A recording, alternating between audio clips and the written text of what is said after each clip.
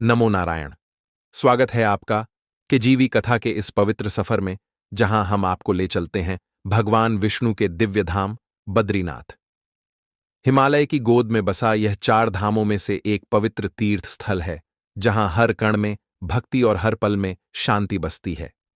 धरती का वैकुंठ कहे जाने वाले बद्रीनाथ धाम, क्या ये केवल एक प्राचीन मंदिर है या फिर एक ऐसा रहस्यमय ब्रह्मलोक का प्रवेश द्वार जहां हर पत्थर कुछ कहता है और हर झोंका किसी दिव्य रहस्य की गवाही देता है? क्या आपने कभी यह सवाल खुद से पूछा है कि आखिर क्यों नर और नारायण जैसे दिव्य अवतारों ने इस बर्फीले, दुर्गम और वीरान स्थान को अपनी अनंतकालीन तपस्या के लिए चुना था? और क्यों आज भी लाखों श्रद्धालु उसी मार्ग से होकर एक ऐसी ऊर्जा के पीछे दौड़ते हैं जिसे न तो विज्ञान माप सका, न ही तर्क समझा सका? क्यों यहाँ के नंबूदरी ब्राह्मण पुजारी आज तक अविवाहित रहते हैं? क्या कोई पुराणिक श्राप उन्हें बांधता है, या फिर कोई दिव्य नियम जो शरीर की नहीं, आत्मा की शुद्धता मांगता है? क्या भगवान बद्रीनाथ की मूर्ति एक सामान्य मूर्ति नहीं, बल्कि एक स्वयंभू शालिग्राम शिला है? और फिर वो सबसे अजीब बात, जब पूरे भारतवर्ष में मंदिर साल भर खुले रहते हैं, तो बद्रीनाथ मंदिर के द्वार साल में केवल 6 महीने ही क्यों खुलते हैं? क्या वाकई शीतकाल में भगवान वहां नहीं रहते? अगर नहीं, तो कहां चले जाते हैं? और क्या वाकई उस दौरान पूजा एक गुप्त स्थान पर होती है, जहां केवल कुछ ही ज्ञानी लोग पहुंच सकते हैं? मंदिर बंद रहने पर जो अखंड ज्योति जलती रहती है, वो कौन जलाता है? और क्यों यह अग्नि कभी बुझती नहीं, जबकि मंदिर में कोई नहीं होता? क्या यह वही शक्ति है जो हर युग में स्वयं को जीवित रखती है? और सबसे अजीब बात, बद्रीनाथ में माता लक्ष्मी की पूजा स्त्री वेश पहनकर ही क्यों की जाती है? और क्या लक्ष्मी जी ने स्वयं वृक्ष बनकर भगवान की तपस्या की रक्षा की थी? और क्या यही कारण है कि इस स्थान को बद्रीनाथ कहा जाने लगा? ब्रह्म कपाल पर पिंडदान करने से आत्मा को सीधा मोक्ष मिल जाता है, पर क्यों? क्या सच में वहां ब्रह्मा जी का सिर गिरा था? और क्या वह अब भी अदृश्य रूप में वहां विद्यमान है? वसुधारा झरना, जहां गिरता हुआ जल केवल उन्हीं को छूता है जिनका मन और कर्म शुद्ध हो। क्या यह संभव है, या यह दिव्यता की वो कड़ी है जो केवल सत्य हृदय को स्वीकार करती है? और फिर आता है भीम पुल। क्या यह वही शिला है जो महाबली भीम ने गदा से सरस्वती नदी पर रखी थी ताकि द्रौपदी पार जा सके? और अगर हां, तो यह आज तक हिली क्यों नहीं? क्या यह केवल चट्टान है, या कोई दिव्य ताला जिसे खोला नहीं जा सकता? और आखिर बद्रीनाथ का प्रसाद इतना शक्तिशाली और सबसे अलग क्यों है कि उसे खाने के बाद कुछ लोग आत्मिक जागृति का अनुभव करते हैं? वहीं तप्त कुंड, जिसका तापमान हमेशा 54 डिग्री रहता है, जबकि उसके आसपास सब कुछ जमा देने वाली ठंड है। आखिर यह गर्मी कहां से आती है? कोई भूगर्भीय रहस्य है, या फिर किसी दिव्य ज्वालामुखी का संकेत? और क्यों यहां मौन को तपस्या से भी बड़ा माना गया है? क्या यहां चुप रहने से साधक सीधे उस ऊर्जा शक्ति से जुड़ता है जो शब्दों से परे है? क्या नर और नारायण पर्वत वास्तव में धीरे धीरे एक दूसरे की ओर खिसक रहे हैं? और क्या वह दिन दूर नहीं जब दोनों पर्वत मिलकर बद्रीनाथ का मार्ग सदा के लिए बंद कर देंगे? और क्या आपने कभी सोचा है कि बद्रीनाथ धाम में कुत्ते कभी क्यों नहीं भौंकते? और आखिर ऐसा कौन सा रहस्य है कि बद्रीनाथ में बादल तो बरसते हैं पर कभी गरजते नहीं? क्यों बिजली चमकती है मगर कभी कड़कती नहीं? क्या यह सब महज संयोग है या कोई दिव्य संकेत? बद्रीनाथ धाम के सभी रहस्यों को जानने से पहले हमें बद्रीनाथ धाम की उत्पत्ति को समझना होगा। बद्रीनाथ धाम केवल एक मंदिर नहीं, बल्कि सनातन धर्म की एक जीवंत धरोहर है, जिसकी स्थापना से लेकर इसके गूढ़ रहस्यों तक हर पहलू में एक दिव्य शक्ति समाहित है। पौराणिक मान्यताओं के अनुसार इस स्थान का निर्माण स्वयं भगवान विष्णु ने किया था, लेकिन यह तथ्य बहुत कम लोग जानते हैं कि यह स्थान पहले भगवान शिव का निवास था। यह कथा एक अनोखी लीला से जुड़ी हुई है, जिसमें भगवान विष्णु ने स्वयं बालक का रूप धारण कर एक अद्भुत योजना बनाई, जिससे वे इस पवित्र भूमि पर वास कर सके। कहा जाता है कि हजारों वर्ष पूर्व जब धरती पर देवताओं और अर्षियों का वास था, तब हिमालय की गोद में बसे इस दिव्य स्थान पर भगवान शिव और माता पार्वती अपने परिवार सहित निवास करते थे। उनकी उपस्थिति से यह भूमि और भी पवित्र हो गई थी। चारों ओर दिव्यता की छटा बिखरी हुई थी और यहाँ का वातावरण तपस्वियों के लिए एक अनुकूल स्थान था। परंतु भगवान विष्णु को इस स्थान की शुद्धता और आध्यात्मिक ऊर्जा इतनी प्रिय लगी कि उन्होंने इसे अपना ध्यान केंद्रित करने का स्थान बनाने का संकल्प लिया। भगवान विष्णु जानते थे कि यह स्थान सीधे मांगना उचित नहीं होगा, इसलिए उन्होंने एक लीला रची। उन्होंने एक छोटे बालक का रूप धारण किया और जोर जोर से रोने लगे। माता पार्वती जब बाहर आईं तो उन्होंने देखा कि हिमालय की ठंडी हवाओं के बीच यह बालक रो रहा है। उसकी आंखों से आंसू बह रहे हैं और वह असहाय प्रतीत हो रहा है। माता का हृदय दया से भर गया और उन्होंने बालक को अपनी गोद में उठा लिया। लेकिन अचरज की बात यह थी कि बालक शांत होने का नाम ही नहीं ले रहा था। भगवान शिव ने माता पार्वती से कहा, यह बालक कोई साधारण नहीं है, इसे छोड़ दो, यह स्वयं शांत हो जाएगा। परंतु माता की ममता ने उन्हें ऐसा करने नहीं दिया। उन्होंने बालक को अपने कक्ष में ले जाकर उसे सुलाने का प्रयास किया। तभी भगवान विष्णु ने अपनी लीला को और आगे बढ़ाया और जैसे ही माता पार्वती ने बालक को भीतर लिया, उन्होंने अपने दिव्य योग बल से मंदिर के द्वार भीतर से बंद कर लिए। जब भगवान शिव अपने निवास में प्रवेश करना चाहते थे तो उन्होंने देखा कि द्वार बंद हो चुके हैं। भगवान शिव ने कई प्रयास किए परंतु द्वार नहीं खुले। तभी भीतर से भगवान विष्णु ने अपने वास्तविक स्वरूप में प्रकट होकर कहा, प्रभु, यह स्थान मुझे बहुत प्रिय लगने लगा है। मैं यहां रहकर तपस्या करना चाहता हूं और अपने भक्तों को दर्शन देना चाहता हूं। आप मेरी इस विनती को स्वीकार करें और कृपया केदारनाथ में वास करें। भगवान शिव, जो सदा ही अपने भक्तों और अन्य देवों की इच्छाओं का मान रखते हैं, उन्होंने मुस्कुराकर इस निवेदन को स्वीकार कर लिया। वे इस स्थान को छोड़कर केदारनाथ चले गए और भगवान विष्णु ने यहां अपना निवास बना लिया। यही कारण है कि बद्रीनाथ और केदारनाथ दोनों धामों का अत्यधिक आध्यात्मिक महत्व है और तब से लेकर आज तक भगवान शिव आज भी केदारनाथ में स्थित हैं और भगवान विष्णु बद्रीनाथ में अपने भक्तों को दर्शन देते हैं। यही कारण है कि बद्रीनाथ धाम को इतने प्रतिष्ठित रूप से सबसे पवित्र स्थान के रूप में माना जाता आ रहा है। लेकिन समय के साथ प्राकृतिक आपदाओं और विभिन्न आक्रमणों के कारण यह स्थल क्षतिग्रस्त हो गया। फिर 8वीं शताब्दी में आदि गुरु शंकराचार्य ने इस मंदिर का पुनः उद्धार किया। ऐसा कहा जाता है कि उन्हें स्वप्न में भगवान विष्णु के दर्शन हुए, जिसमें उन्हें अलकनंदा नदी के समीप एक शालिग्राम शिला के रूप में भगवान की मूर्ति प्राप्त करने का संकेत मिला। आदि शंकराचार्य ने उस स्थान पर जाकर मूर्ति को प्राप्त किया और इसे विधिवत रूप से स्थापित किया, जिसके बाद बद्रीनाथ धाम पुनः सनातन धर्म के एक प्रमुख तीर्थ स्थल के रूप में विख्यात हो गया।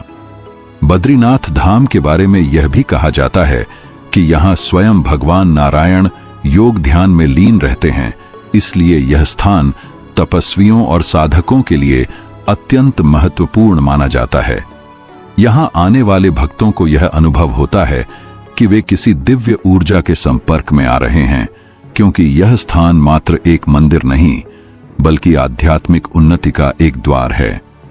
हिमालय की चोटियों से घिरा यह मंदिर अपने आप में एक चमत्कार है, जहां प्रकृति और आध्यात्म का अद्भुत संगम देखने को मिलता है। बद्रीनाथ धाम की महिमा केवल पौराणिक कथाओं तक ही सीमित नहीं है, बल्कि यह स्थान प्राकृतिक रूप से भी अत्यंत अद्भुत है। यह मंदिर समुद्र तल से लगभग 10,170 फीट की ऊंचाई पर स्थित है और चारों ओर से बर्फ से ढकी चोटियों से घिरा हुआ है। मंदिर के समीप बहने वाली अलकनंदा नदी इसकी दिव्यता को और बढ़ा देती है। कहते हैं कि यह वही स्थान है जहां स्वयं नारद मुनि ने भगवान विष्णु की आराधना की थी और उन्हें दर्शन प्राप्त हुए थे। इतिहास, अध्यात्म और प्रकृति के इस अद्भुत संगम से भरा बद्रीनाथ धाम सनातन संस्कृति की अमूल्य धरोहर है, जहां हर वर्ष लाखों श्रद्धालु भगवान विष्णु के दर्शन के लिए आते हैं। यह धाम केवल एक यात्रा स्थल नहीं, बल्कि आत्मिक शांति और ईश्वर की उपस्थिति का एक जीवंत अनुभव है, जो भक्तों को जीवन के गूढ़ रहस्यों की अनुभूति कराता है और उन्हें आध्यात्मिक उन्नति के मार्ग पर अग्रसर करता है। बद्रीनाथ धाम से जुड़े कई रहस्य और चमत्कार भी हैं, जिनमें सबसे बड़ा रहस्य शंख बजाने की मनाही है। हालांकि यह स्थान भगवान विष्णु का निवास है, फिर भी यहां शंख नहीं बजाया जाता। इसके पीछे एक दिलचस्प पौराणिक कथा है, पर उसे जानने से पहले चलिए इसके अन्य रहस्यों को जानते हैं। बद्रीनाथ मंदिर में मौजूद मूर्ति से जुड़ा रहस्य। बद्रीनाथ मंदिर में भगवान विष्णु की मूर्ति की पूजा की जाती है। यह मूर्ति 1 मीटर लंबी है, जिसे शालिग्राम से निर्मित किया गया है, और इसके बारे में मान्यता है कि इसे आदि गुरु शंकराचार्य जी ने 7वीं शताब्दी में अलकनंदा नदी से निकालकर स्थापित किया था, और यह मूर्ति भगवान विष्णु की स्वयं प्रकट हुई प्रतिमा में से एक मानी जाती है। दरअसल 6वीं शताब्दी के आसपास इस मंदिर की सुरक्षा के लिए कोई भी सैनिक तैनात नहीं थे, इसलिए हुड़ों और बौद्धों के डर से पुजारियों ने इस मंदिर की मूर्ति को सुरक्षित रखने के लिए अलकनंदा में फेंक दिया था। सैकड़ों वर्षों के बाद जब शंकराचार्य बद्रीनाथ पहुंचे, तब उन्होंने पुजारियों से मूर्ति के बारे में पूछा, तो उन्होंने बताया कि मूर्ति को सैकड़ों वर्ष पहले हमारे पूर्वजों ने उपद्रवियों के डर से अलकनंदा में फेंक दिया था, और हमें यह ज्ञात नहीं है कि उन्होंने कौन सी दिशा में मूर्ति को अलकनंदा में डाला था। इतना सुनते ही शंकराचार्य ने ध्यान लगाया और अलकनंदा की ओर चल पड़े और अचानक से नारद कुंड में कूद गए। यह देखकर पुजारियों में हाहाकार मच गया, क्योंकि नारद कुंड का काफी विशाल भव था, जिसमें किसी का जिंदा बचना मुश्किल लगता था। लेकिन शंकराचार्य देव पुरुष थे। जब वह बाहर आए तो उनके हाथ में बद्री विशाल की मूर्ति थी, और तब से लेकर आज तक उसी दिव्य मूर्ति की पूजा की जाती रही है, जिसे देखने का सौभाग्य हमारी पीढ़ी को आदिगुरु शंकराचार्य जी की कृपा से मिल पाया। यह मूर्ति केवल एक पत्थर की आकृति नहीं, बल्कि स्वयं भगवान विष्णु का साक्षात विग्रह है, जिसे आदि शंकराचार्य ने नारद कुंड से पुनः स्थापित कर सनातन धर्म की इस अनमोल धरोहर को जीवंत रखा। यह स्थान न केवल आध्यात्मिक ऊर्जा से भरपूर है, बल्कि इसकी ऐतिहासिकता, दिव्यता और चमत्कारी घटनाओं के कारण भी इसे पूरे विश्व में अनोखी मान्यता प्राप्त है। जब भी कोई भक्त बद्रीनाथ धाम के दर्शन के लिए आता है, तो उसे इस मूर्ति को देखकर भगवान विष्णु की दिव्य उपस्थिति का अनुभव होता है और एक आध्यात्मिक शांति प्राप्त होती है।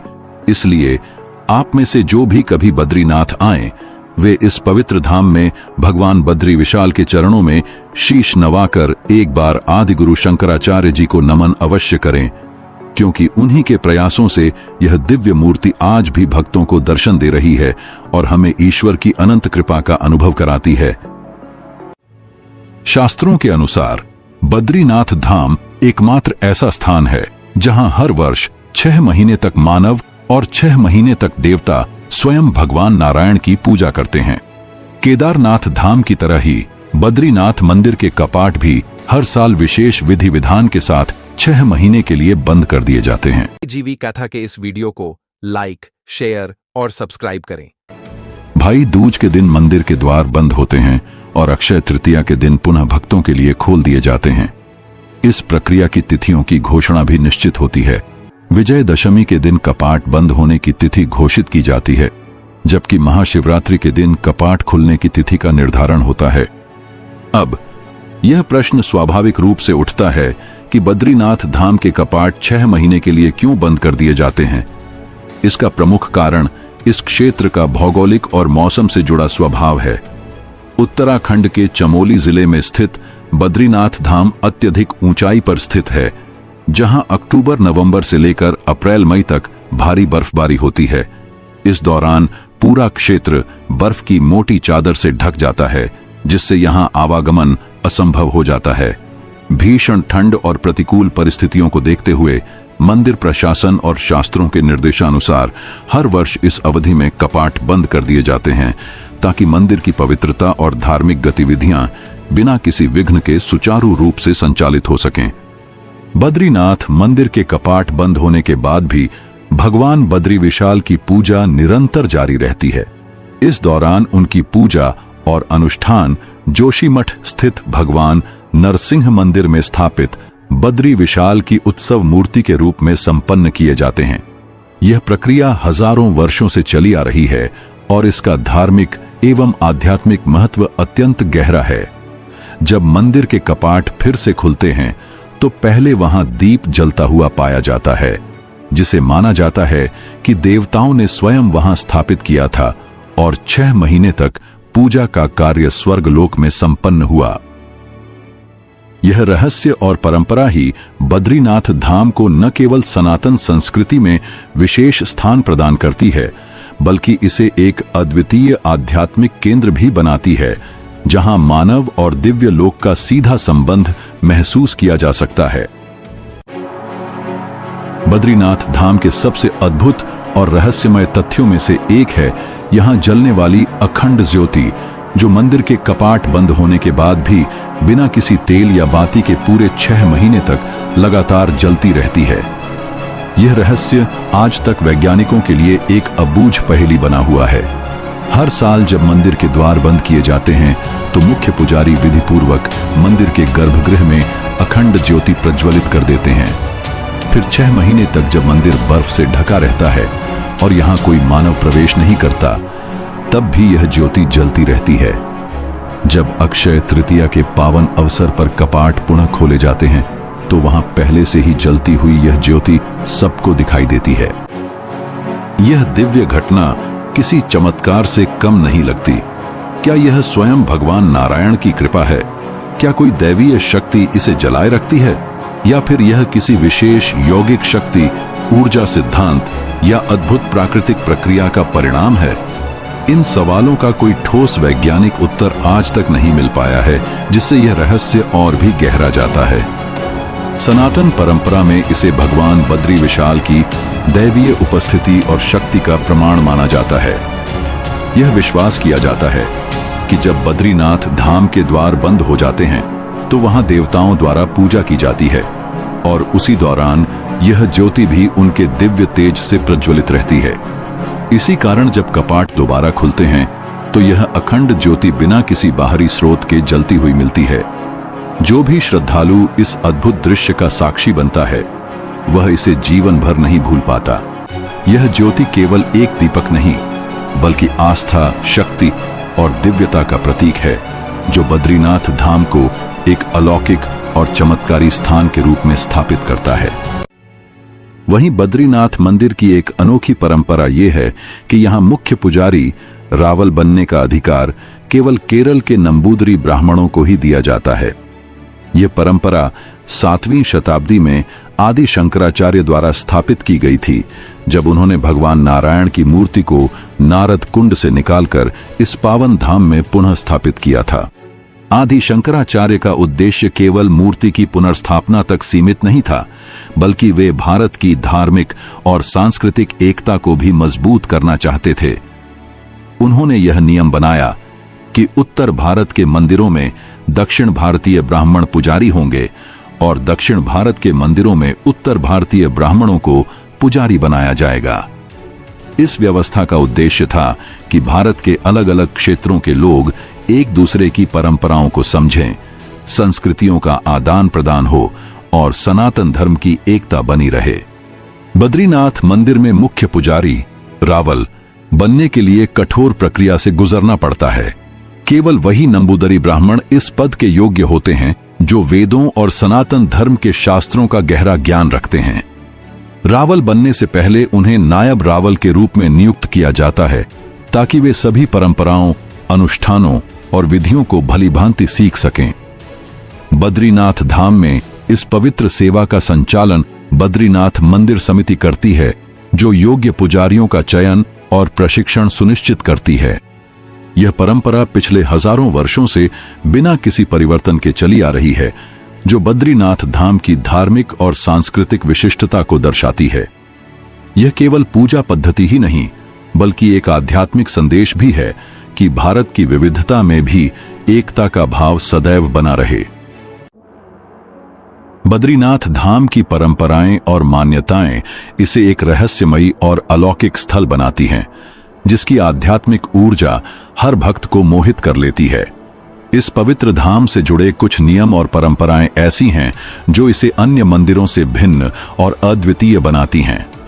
सबसे रहस्यमयी और अनूठी परंपराओं में से एक यह है कि बद्रीनाथ मंदिर में विराजमान भगवान विष्णु की मूर्ति को कोई भी आम भक्त स्पर्श नहीं कर सकता। केवल मुख्य पुजारी रावल ही इस अधिकार के धारक होते हैं।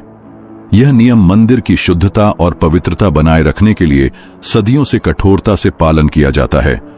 किंतु इस मंदिर की सबसे रहस्यमयी और आश्चर्यचकित करने वाली परंपरा रावल से जुड़ी हुई है, जिन्हें वर्ष में 2 बार स्त्री वेश धारण करना पड़ता है। यह परंपरा अपने आप में गहरी आस्था और आध्यात्मिक रहस्यों को समेटे हुए है। बद्रीनाथ धाम में भगवान विष्णु अपने नर नारायण स्वरूप में विराजमान हैं और इस मंदिर में माता लक्ष्मी की पूजा अनिवार्य मानी जाती है।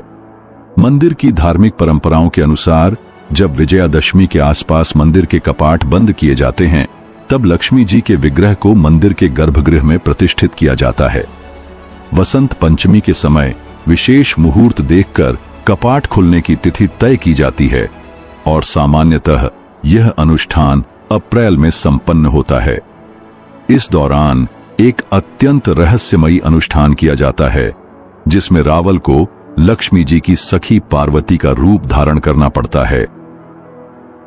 हिंदू परंपराओं के अनुसार पुरुषों को किसी परस्त्री को स्पर्श करने की अनुमति नहीं होती, इसलिए इस अनुष्ठान के समय रावल को पूर्ण रूप से स्त्री वेशभूषा में सुसज्जित होकर लक्ष्मी जी के विग्रह को मंदिर में लाने की परंपरा निभानी होती है। यह परंपरा मंदिर की आध्यात्मिक ऊर्जा को और भी रहस्यमयी बना देती है। बद्रीनाथ मंदिर की यह विशिष्ट परंपराएं इसे केवल एक तीर्थ स्थल तक सीमित नहीं रखती, बल्कि इसे रहस्य, चमत्कार और आस्था का एक ऐसा केंद्र बनाती है जहां हर भक्त को ईश्वर की दिव्य उपस्थिति का एहसास होता है। यह परंपराएं बद्रीनाथ धाम को केवल एक तीर्थ स्थल ही नहीं, बल्कि एक दिव्य और रहस्यमय स्थान के रूप में स्थापित करती हैं, जहां प्रत्येक रीति और नियम गहरी आध्यात्मिकता से जुड़ा हुआ है। भक्तों के लिए यह धाम न केवल श्रद्धा का केंद्र है, बल्कि एक अद्भुत आध्यात्मिक अनुभव भी प्रदान करता है, जहां ईश्वरीय उपस्थिति की अनुभूति होती है। इसके साथ ही बद्रीनाथ धाम का ब्रह्म कपाल क्षेत्र एक अत्यंत पवित्र और रहस्यमयी स्थान माना जाता है, जहां पिंडदान की परंपरा का विशेष महत्व है।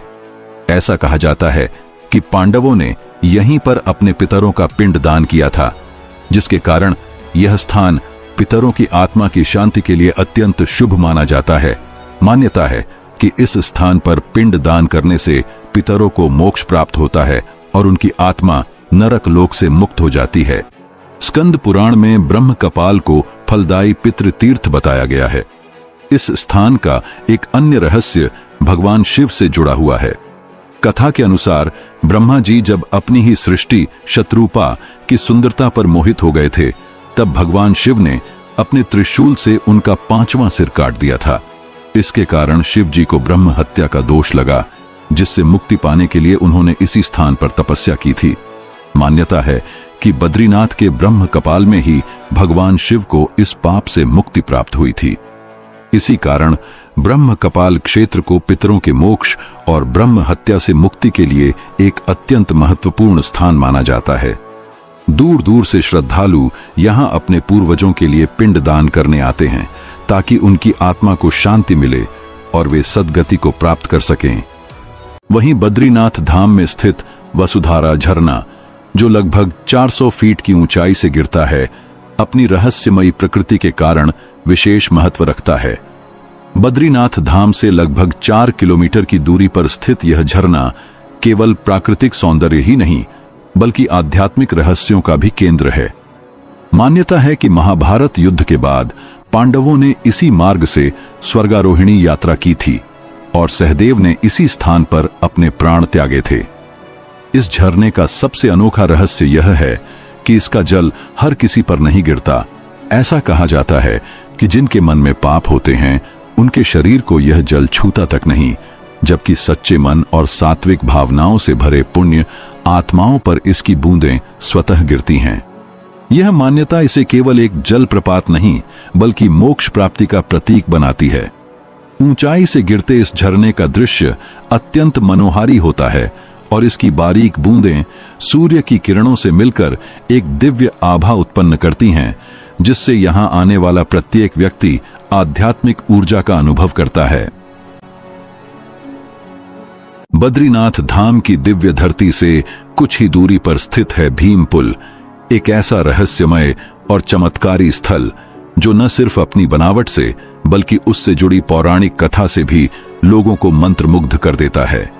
यह विशाल शिला से निर्मित एक ऐसा अद्वितीय पत्थर का पुल है जिसे देखकर हर श्रद्धालु और पर्यटक चकित रह जाता है। प्राकृतिक रूप से असंभव प्रतीत होने वाला यह पुल मानो धरती पर देव शक्ति की उपस्थिति का प्रमाण हो। मान्यता के अनुसार यह वह स्थल है जहां महाबली भीम अपने चारों भाइयों और द्रौपदी के साथ स्वर्गारोहिणी यात्रा पर अग्रसर थे। यात्रा के दौरान उन्हें एक तेज और उग्र बहती सरस्वती नदी मिली, जिसे पार करना असंभव लग रहा था। वहां की कठिन भौगोलिक परिस्थितियां और तीव्र प्रवाह को देखकर सभी असमंजस में पड़ गए।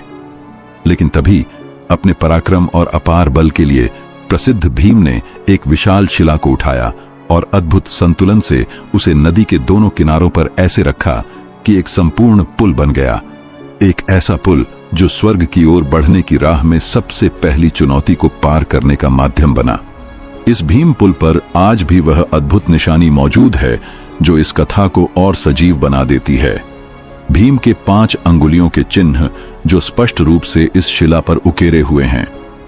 इन चिन्हों को देखकर यह प्रतीत होता है कि यह शिला केवल पत्थर का टुकड़ा नहीं बल्कि इतिहास का जीवंत दस्तावेज है जिसे समय भी मिटा नहीं सका। सबसे अद्भुत बात यह है कि यह अत्यंत भारी और विशाल शिला बिना किसी आधार या सहारे के सदियों से अपने स्थान पर स्थिर है। विज्ञान भी आज तक इसकी इस स्थिति को पूरी तरह से समझ नहीं पाया है। हर दिन सैकड़ों श्रद्धालु और यात्री इस पुल से होकर गुजरते हैं, लेकिन यह पत्थर अपने स्थान से हिलता तक नहीं। यह दृश्य श्रद्धालुओं के लिए एक अद्वितीय आस्था का अनुभव बन जाता है, मानो कोई दिव्य शक्ति स्वयं उसकी रक्षा कर रही हो। भीम पुल केवल एक ऐतिहासिक स्थल नहीं है, यह महाभारत काल की उन गाथाओं का सजीव प्रतीक है जो आज भी हमारे संस्कारों और संस्कृति में जीवित हैं। यह पुल न केवल पांडवों की कथा को जीवंत करता है, बल्कि यह भी दर्शाता है कि जब संकल्प और शक्ति एक साथ होते हैं तो असंभव भी संभव बन जाता है। इस पौराणिक विरासत को देखना न केवल एक भौतिक अनुभव है बल्कि आत्मा को स्पर्श करने वाली एक यात्रा है। भीम पुल आज भी नतमस्तक कर देता है, चाहे वह इतिहास प्रेमी हो, आध्यात्मिक जिज्ञासु हो या कोई साधारण यात्री। यह स्थल हमें बार बार यह याद दिलाता है कि हमारी भूमि केवल मिट्टी से नहीं बल्कि आस्था, पराक्रम और परंपरा से बनी है। हिमालय की गोद में स्थित बद्रीनाथ धाम न केवल अपने भव्य मंदिर, अलौकिक वातावरण और पौराणिक महत्व के लिए प्रसिद्ध है, बल्कि यहां मिलने वाला प्रसाद भी अपनी अनोखी परंपरा और आध्यात्मिक रहस्य के कारण श्रद्धालुओं के बीच एक विशेष स्थान रखता है। यहां भक्तों को जो प्रसाद दिया जाता है वह किसी मिठाई या फल का नहीं बल्कि तुलसी का होता है। एक ऐसा प्रसाद जो अपने आप में गूढ़ आध्यात्मिक अर्थ और गहरी श्रद्धा समेटे हुए है। अन्य तीर्थ स्थलों की तरह यहां कोई भोग या परंपरागत मिठाई नहीं दी जाती, बल्कि बद्रीनाथ धाम में विशेष रूप से तुलसी को ही प्रसाद स्वरूप अर्पित किया जाता है। इसका कारण सिर्फ धार्मिक नियम नहीं बल्कि उस पवित्र भूमि की आत्मा से जुड़ा हुआ है।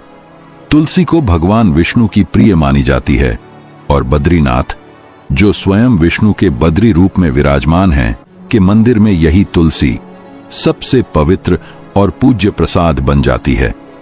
यह कोई साधारण तुलसी नहीं होती।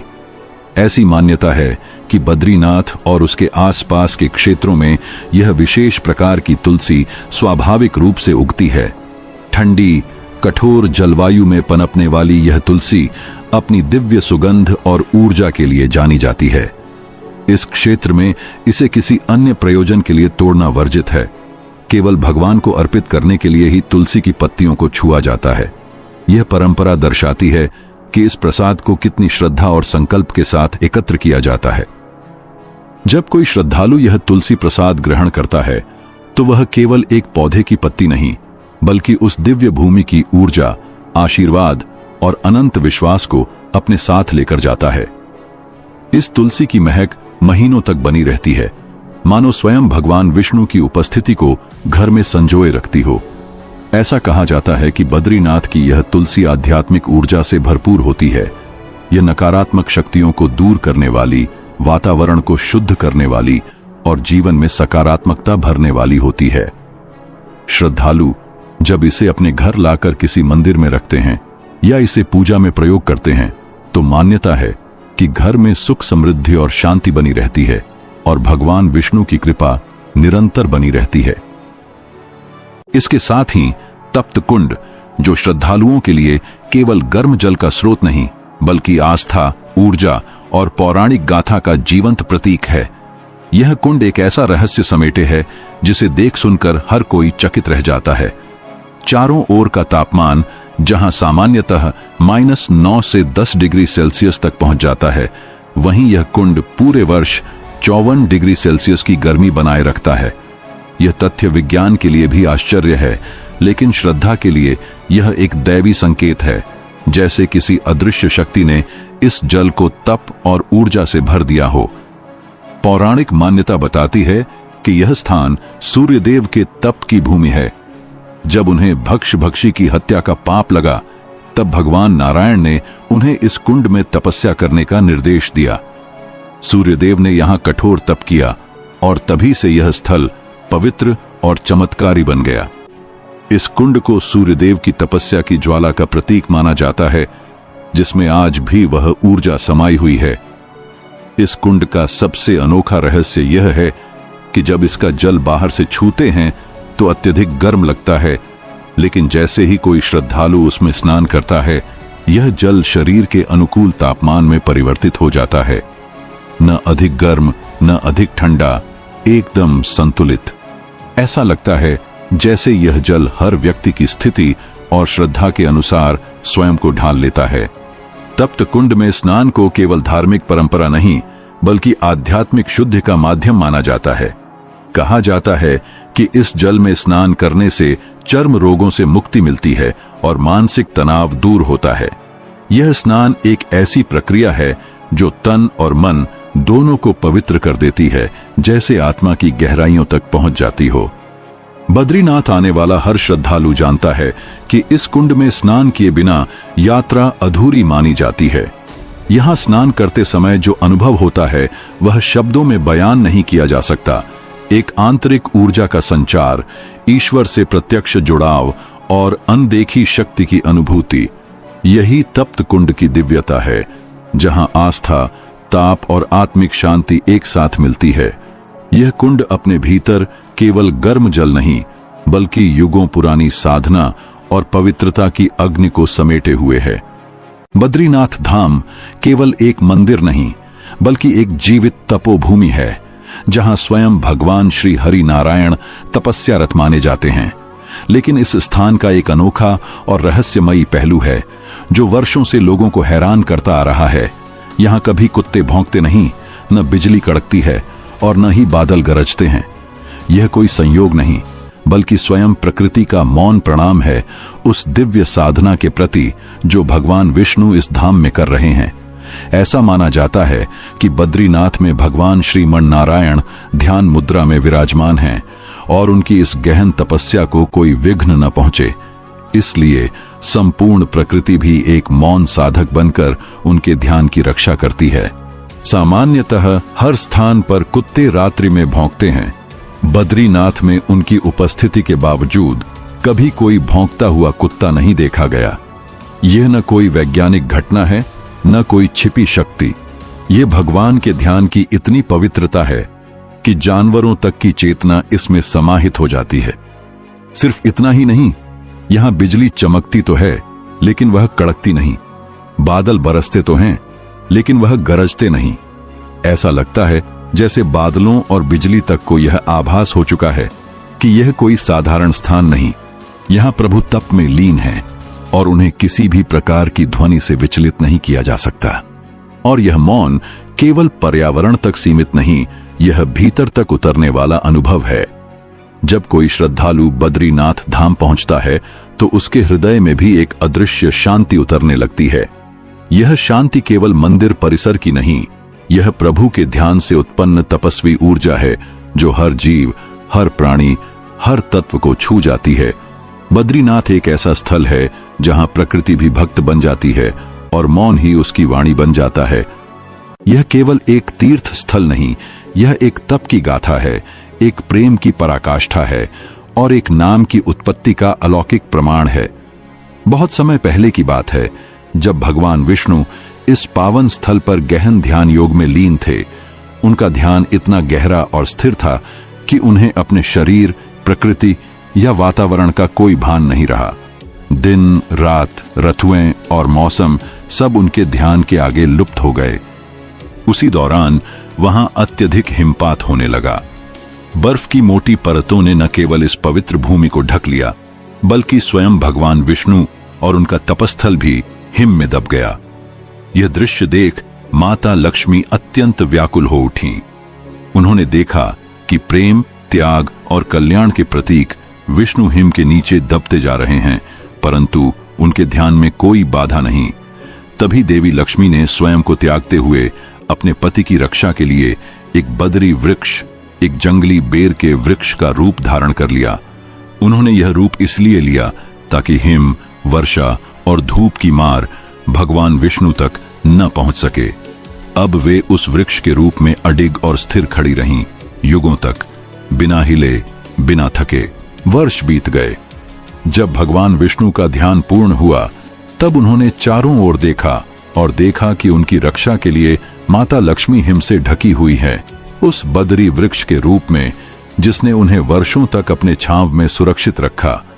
इस भावपूर्ण दृश्य को देख भगवान विष्णु का हृदय प्रेम और कृतज्ञता से भर गया। उन्होंने माता लक्ष्मी से कहा, हे देवी, तुमने भी मेरी ही तरह कठिन तप किया है। जिस प्रकार मैं तपस्वी बना, उसी तरह तुमने प्रेम के तप में मुझे ढक कर रखा। इसलिए आज से इस धाम में मेरी पूजा केवल मेरे रूप में नहीं, बल्कि हम दोनों के समर्पण के रूप में की जाएगी। और क्योंकि तुमने मेरी रक्षा बदरी वृक्ष के रूप में की, इसलिए इस स्थान को अब बद्रीनाथ कहा जाएगा, अर्थात बदरी का स्वामी। तभी से यह पावन स्थल बद्रीनाथ कहलाया, एक ऐसा स्थान जहां त्याग और तप एक साथ पूजे जाते हैं। यह नाम केवल एक भौगोलिक संकेत नहीं, बल्कि माता लक्ष्मी के समर्पण और भगवान विष्णु के ध्यान की एक जीवंत गाथा है। बद्रीनाथ धाम में आज भी लाखों श्रद्धालु आते हैं, परंतु बहुत कम को ज्ञात होता है कि इस पवित्र भूमि के नाम के पीछे एक प्रेमपूर्ण तपस्या की अद्भुत कथा है, जहां एक वृक्ष बनकर देवी लक्ष्मी ने वह किया जो केवल निस्वार्थ प्रेम ही कर सकता है। को जानने के लिए बने रहिए हमारे साथ। तो आइए इस भक्ति भरे सफर को शुरू करें और भगवान बद्री नारायण के चरणों में अपने मन को समर्पित करें। केजीवी कथा के इस वीडियो को लाइक, शेयर और सब्सक्राइब करें ताकि आप हर पवित्र यात्रा का हिस्सा बन सकें।